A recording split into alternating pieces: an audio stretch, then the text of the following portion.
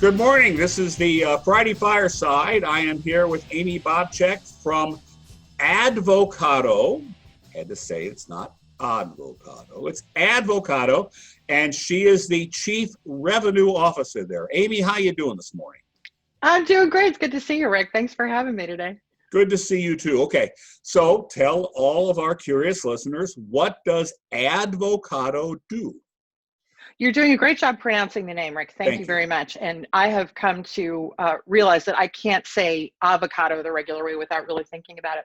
But we're a unique company. We have a proprietary platform that is really a real-time cross-channel optimization platform. And what we do is use this platform to connect signals in the offline world, so like a television commercial, with digital campaigns in that online world. So as an example, we can use a television commercial as a real-time signal to make real-time bidding adjustments to that advertiser's keyword bidding strategy on Google or Bing search. Or we can use that signal to release ad sets into social platforms so that you can coordinate a social media campaign along with a television campaign. So those are some examples of how we do it, but it is really nifty. And really exciting technology that a lot of advertisers are starting to take advantage of. All right, so let's go back to your sample. Can you describe, I'm sure you have published case studies of how it works for a real brand, for a real advertiser? Can we make it a little more real for everybody?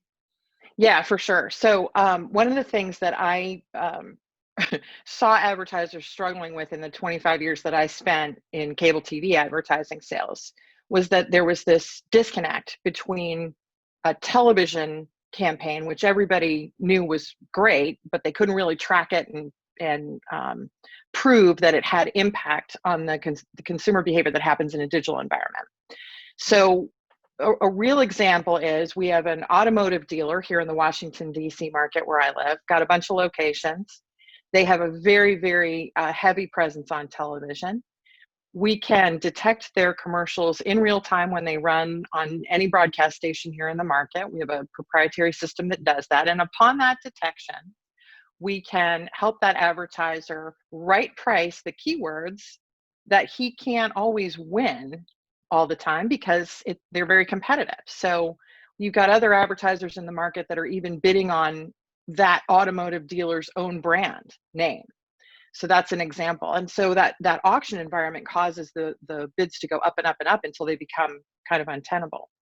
But if we can help that advertiser win those critical keywords in what we call the micro moment that's created by television, that moment when somebody sees an ad and leans forward and starts to search for more information on that connected device that is never more than arm's length away, then we can help not only connect these two environments, but we can amplify the effect of it, because that consumer behavior, those keyword searches are now going to favor the advertiser who invested in creating that intent. So the intent is created by TV, and our amplification and connection to digital platforms helps that advertiser harvest that intent and use it to favor their clicks and conversions and leads and sales, which are very trackable online. So what we tend to see, Rick, are improvements in conversion rates of 25, 30, 40+%. So much more traffic coming in, and quality traffic that's creating activity and interacting with that advertiser's brand. We see huge increases in sales, in leads, in form fills, any of the good things that we're looking for consumers to do on an advertiser's website. And because we can track all of that and we can map it back to television, we can then begin to construct a return on investment story and show an advertiser, when you invest in TV and when these exact spots run on these exact stations or even exact pieces of copy, here is what we see as a result in the consumer behavior environment and how we can track all that back. Okay, cool. All right, that's I like that. That's standard. I like it too. All right, so you are Chief Revenue Officer of Advocado. Okay, so tell us a little bit, because we are all dealing with this. From the revenue perspective, how did Advocado do when everything started shutting down around March this year? Yeah, well, we go as the advertising industry goes, and as we all know, it's definitely taken a big bite. And to be clear, we're not. We don't do anything that advertising agencies or that advertising leaders do. We don't buy or sell any media. We don't make media strategy recommendations. We simply amplify the effect of campaigns and bring data forward to advertisers so that they can see it and make decisions about it. But we're very, very dependent on the health of the advertising um, industry for sure.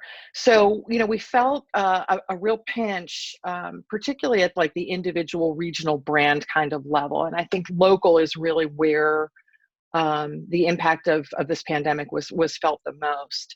On the other hand, we also had some really big wins during this period that really helped us keep our business stable, allowed us to keep our team totally intact. We were fortunate to be able to keep everybody on board, and a lot of that also has to do with the fact that we're still a startup. We've only been to market for less than 2 years now, and so we still have the support of our investors, and really relentless co-founders that kept that story going in the marketplace. So we're okay and coming out of this really, really strong. But for sure, we're feeling the effects of the pandemic, I think, like anybody else, and really just trying to focus on where there is opportunity that we can try to activate.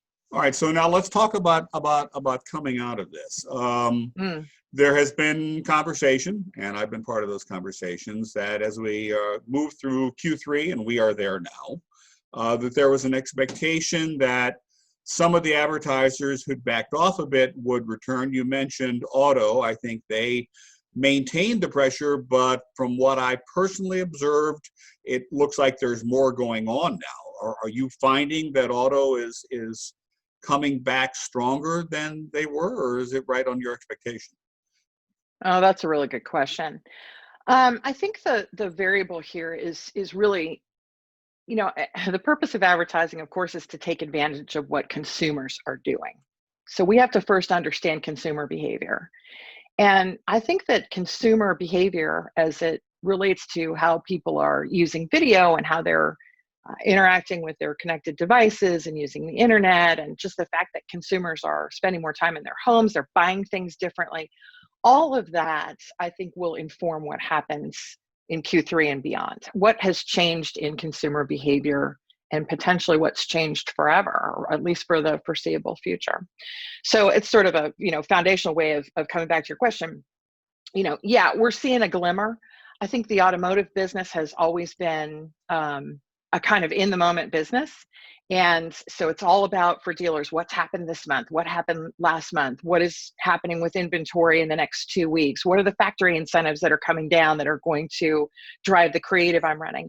And I don't think that's really changed a whole lot. I think for automotive dealers, what's changed a lot is a lack of new car inventory and incredibly high demand, and therefore high value on used units, and a lot of concern about getting a return on their advertising investment and being really smart about how they're making that. So that's happening, I think, a little bit more, but that's kind of always been the case with auto, and I think it'll be okay.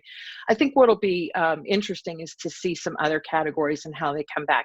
Healthcare is coming back with a vengeance. I mean, there's Right. just such a story for any kind of healthcare providers or related businesses to tell, whether they're pharmaceutical companies, health insurance companies. Those have been very vibrant categories for us, and I think they'll continue to be.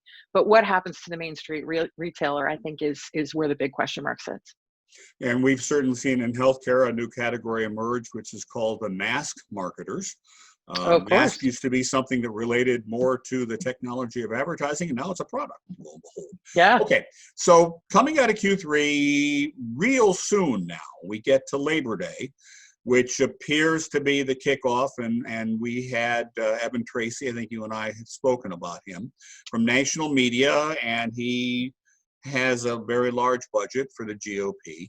The expectation there is that they start spending, and the Democrats start spending beaucoup bucks on Labor Day. And of course, political, as Evan once told me in no uncertain terms, when the ad has to run tonight, it has to run tonight. Talk about real time, it's got to be there. Now, does that present you with opportunities? How quickly, I mean, a decision could be made today at 11 o'clock for an ad that has to run tonight. Is that an opportunity for you? It's an opportunity for the advertiser. Yeah, I mean, we can help capitalize on that because again, our system works in real time. So there's no, it's a very, very kind of light load of pre-work that has to be done to be prepared to activate on an ad like that. But it's a great example of where we can be valuable, because I think that the purpose of political advertising in particular is to inspire the public to learn more about candidates or about the issues that are important to them or about the advocacy groups that are supporting particular candidates and how all that connects and is related. And the way that they do that is they go online. So whether they're searching for information in a like a Google search environment, or they're culling information from their social feeds, God help them, we're able to help consumers make those connections by helping advertisers connect those two types of campaigns. So political is a really terrific application of our very unique solution. And political, you would assume that both sides of the equation have pre-bought all the keywords, the obvious keywords on everything, but you don't know that somebody didn't do an ad because there's something that happened with a fern, like the one behind you, and all of a sudden, is that a fern? It's a palm, whatever that thing is. All of a sudden, that becomes a keyword that wouldn't have been anticipated in the running of the budgets a month ago. So that's a place where you could jump right on when that ad runs, that keyword fern, for people who are searching for fern, and go forwards on that. Yeah, so that's a good example because what we notice among our advertisers is that the terms that people seem to search for change in these micro moments that I've been talking about. A micro moment defined as this very brief period of time that begins when a television ad starts to run and lasts for maybe 2 to 5 minutes according to industry research that we've seen. And so what people search for as a baseline all the time related to a particular advertiser or candidate or entity of any kind really changes in that micro moment. And that's really, really useful information for anybody that's trying to design a campaign. Because if you know how that behavior changes, how might it inform the way that you're crafting your creative messaging on the larger scale? So the activation piece in and of itself is super valuable because it amplifies that behavior. But the data that comes along with it is really, where the gold is. That's very cool. Okay, so eventually we get through November and life returns to something close to normal. I'm not quite sure what that means. I'm not sure advertising life or retail life or anything else returns to normal. Tell us a little bit, because we're going to be running out of time pretty quick. Tell us a little bit about what the end of 2020 and 2021 looks like for Advocado. For Advocado. Look, for us, we're incredibly optimistic. One of the things that we've been focused on is building partnerships with media sales organizations who are using our solution as a differentiator in their marketplaces so that their ad units are more valuable and more powerful than their competitors. And so, those conversations for us have been very robust. I think there's going to be some trends that we'll see in 2021 that favor us as well. The first is, and it's happening right now, there's no doubt that marketing leaders are going to be held more accountable for the performance of their ad budgets than we've ever seen before. And so data-driven and data-centric solutions like ours, I think, are going to be especially helpful and valuable for people in those positions, because they're going to be able to demonstrate that their dollars paid off and produced an ROI. And by the way, we were able to amplify the effect and get a better result. So we think that positions us really well. And I think the other thing is that we're seeing more than ever that consumers are using kind of all platforms. We've learned that not everybody's leaving television behind in favor of over-the-top or connected devices. What we're seeing is they're consuming all of it. They've got these subscription stacks, and people that have a traditional subscription service in their home, and they have a couple of OTTs services, and they're also watching things on their phones, and they're doing all of it.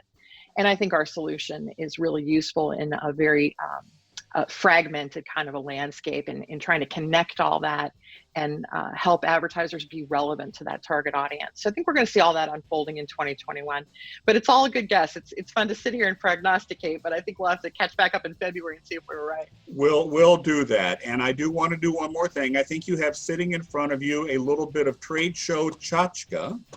I have got the so we all can tchotchka. see that.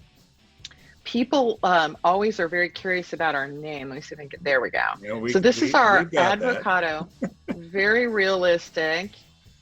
And it's a stress ball. It's a stress ball. We all need those. We all need that. So I'll make the point that I'll be putting your LinkedIn link on the top of this, and Twitter if you're over there, and people can ping you and they can get their very own Advocado Stress Avocado. Just don't try to make guacamole out of it, right?